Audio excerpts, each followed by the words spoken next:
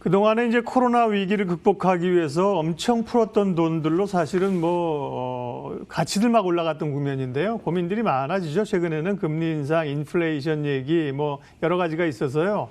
그런 이슈들 잡으면서 글로벌 자금 흐름들, 글로벌 금융시장 흐름 오늘 특집으로 체크하겠습니다. 상명대 DNA랩 황세훈 객원연구위원 오셨습니다. 박사님 어서 오십시오. 네, 안녕하세요. 반갑습니다. 네.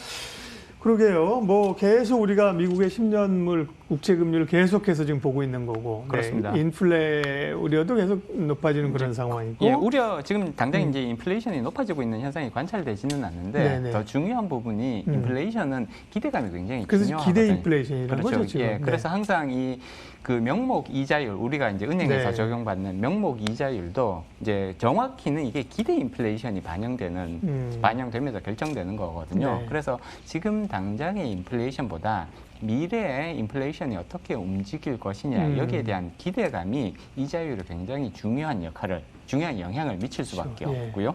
따라서 그리고 이게 이자율이 올라가면 당장 문제가 생기기 시작하잖아요. 기업들도 그렇고 가게도 그렇고 그렇죠. 지금 예. 가계 부채가 워낙 높아져 있는 상태이기 때문에 네. 이자율이 올라가면 여기서 이제 특히나 변곡점이 중요하거든요. 변곡점에서 항상 모든 문제점들이 그렇죠. 일시적으로 네. 노출이 되면서 위기 상황으로 갈 수 있기 때문에 그래서 지금 이제 이게 문제가 될 수 있다라는 이제 얘기들이 계속해서 나오고 있는 거죠. 네. 그러면 지금 말씀하신 물가가 오를 것이라는 생각, 기대 이런 것들이 조금 과하게 간 겁니까? 아니면 실제로 좀 밀어붙이면서 금리를 오를 요인들이 되는 걸까요? 지금 인플레이션에 대한 우려가 네. 최근처럼 이렇게 강하게 제기된 적은 사실 드뭅니다. 오랜 기간 지금 이제 미국 연준이 통화를 많이 풀고 있죠. 그리고 일본은행, 그다음에 유럽중앙은행, 물론 우리나라 한국은행도 마찬가지입니다만 오랜 기간 지금 자금을 풀어왔단 말이에요.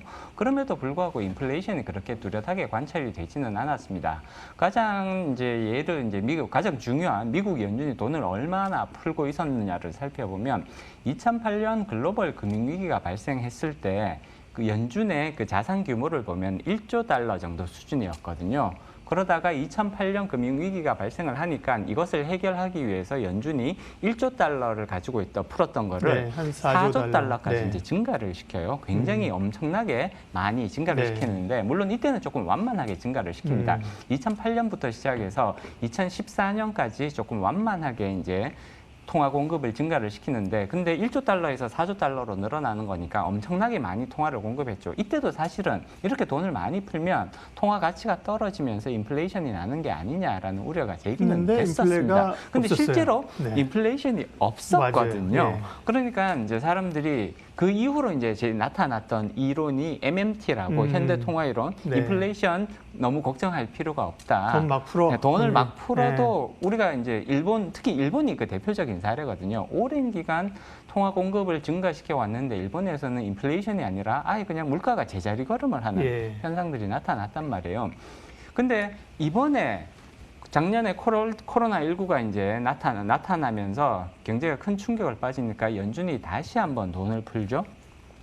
이미 4조 달러가 풀려 있었는데 연준이 불과 2개월 만에 3조 달러를 또 풀게 됩니다. 그래서 지금 연준의 자산 사이즈를 보면 7조 달러까지 올라와 있거든요. 이전에 2008년부터 2014년까지 무려 거의 6년 가까운 기간에 3조 달러를 풀었다면 이번에는 불과 2개월 만에 3조 달러를 풀면서 7조 달러까지 올라갔단 말이에요. 이렇게 되니까 이거는 과연 괜찮을 것이냐. 글로벌 경제, 달러가 풀리면 미국 경제에만 영향을 미치는 것이 아니라 글로벌 경제에 영향을 미치거든요. 따라서 이게 글로벌 인플레이션을 가지고 오는 것이 아니냐라는 우려가 굉장히 크게 작용할 수밖에 없는 거죠. 지금 1년 동안 3조 달러가 풀렸고요. 그리고 더 문제가 요번에 민주당이 경기 부양책 네. 1.9조 달러에 네. 해당하는 경기 부양책을 또 통과시켰습니다. 미국 정부가 세금을 충분히 거둘 수가 없기 때문에 이 1.9조 달러라는 것도 결국은 다시 국채 발행, 다시 말해서 빚으로 조달을 해서 이제 해결을 해야 되는데 이 1.9조 달러의 상당 부분은 연준이 사줄 수밖에 없을 거다. 그럼 연준의 예. 보고 있죠. 그래서 네. 연준의 자산 규모가 현재 7조 달러인데 이게 8조 달러를 가볍게 넘어갈 것이다라는 예측들이 나오고 있단 말이에요. 예. 이 정도로 과격하게 돈을 풀고 있으면 과연 인플레이션이 안 생길 수 있느냐. 현재까지 돈을 풀었음에도 불구하고 인플레이션이 안 생겼던 몇 가지 이유들이 있습니다. 이제 가장 중요한 이유 중에 하나는 이게 상품 시장으로 간 게 아니고요. 돈들이 네. 자산 시장으로만 자산 갔거든요. 그래서 미국의 부동산 가격이 상승하고 미국의 주가가 상승하고 이렇게 자산 시장 쪽으로만 갔기 때문에 크게 인플레이션 압력으로 작용하기가 어려웠죠. 그다음 중국이 저가 물품들을 계속 공급하면서 인플레를 좀 막았잖아요. 네, 글로벌 서플라이 체인으로 네. 인해서 미국이 자기가 필요한 것들을 자기가 생산하는 게 아니라 네. 중국의 값싼 노동력으로 공급을 하는 방식으로 했기 때문에 네. 돈을 그렇게 풀었어도 사실 미국의 인플레이션이 안 생길 수 있었다라는 거죠. 그렇지만 지금 이제 상황이 많이 달라지고 있는 것이 일단 원자재 가격은 최근 들어 굉장히 불안한 모습을 보이고 있습니다. 유가를 비롯해서 각종 원자재 가격이 빠른 속도로 지금 상승하는 모습이 뚜렷하게 관찰이 되고 있거든요. 원자재 가격의 상승이라는 것은 결국은 다른 종류의 생산품들의 원가를 높이는 요소이기 때문에 이것이 인플레이션을 유발할 수가 있다라는 점 하고요. 그다음에 현재 중국과 미국과의 관계가 대단히 안 좋아지는 쪽으로 가고 있습니다. 이러다 보니까 중국이 미국 수출에 대한 의존도를 계속해서 줄여 나가는 상태이고요. 중국이 내수 중심으로 발전을 하겠다. 다시 말해서 미국의 그런 값싼 중국으로부터 들어오는 이런 이제 상품들이 이전에 비해서는 그 가격이 점점 더 높아질 가능성들이 증가하고 있다는 것을 의미하는 거거든요. 따라서 많은 분들이 이전까지는 연준이 그렇게 돈을 풀었어도 인플레이션이 뚜렷하게 나타나지 않았지만 앞으로는 좀 다를 수 있다. 이런 생각을 가지시는 분들이 점점 더 많아지고 있다라는 거죠. 그리고 결국은 이 인플레이션을 잡을 수 있느냐 없느냐는 연준에 대해서 사람들이 얼마나 신뢰를 계속해서 유지할 수 있을 거냐 또 굉장히 중요한 영향을 미치게 되는데 미국 연준에 대한 이제 투자자들 시장의 신뢰가 굉장히 지금 약해지고 있다, 느슨해지고 있다 이러한 점도 인플레이션에 대한 우려를 키우는 요소입니다. 따라서 현재처럼 인플레이션에 대한 우려가 높았던 적은 사실상 지난 20년 동안 거의 한 번도 없었다라고 평가를 해볼 수가 있고요. 앞으로 인플레이션이 높아질 가능성이 어느 때보다 지금 증가를 하고 있기 때문에 투자자들은 이런 요소들을 반드시 투자 의사 결정에서 반영하실 필요성이 있을 것 같습니다. 인플레이션을 우리는 어떻게 받아들여야 될 것인가 이 얘기만 하도 뭐 시간이 다 갈 것 같습니다. 저희 그 딥사이트라고 한 25분 얘기하는 코너가 있는데요. 거기 나중에 모셔서 자세히 얘기하도록 하고 이 정도만 하겠습니다. 네네. 오늘 주제를 어쨌든 얘기해야 되니까요. 네네. 글로벌 자금들이 어디로 가느냐. 이건 이제 달러의 향방하고 굉장히 연관성이 있잖아요. 근데 그렇습니다. 달러가 엄청 약세로 가다가 최근에 조금 지난번 89까지 갔다가요. 달러 인덱스가 한 92 정도 터치를 했었거든요. 네네. 달러의 흐름과 그다음에 국내 외국인 자금 또 이머징 시장에서의 자금들이 어디로 갈까? 선진 시장으로 가느냐? 자금 흐름 좀 체크해 주세요. 네.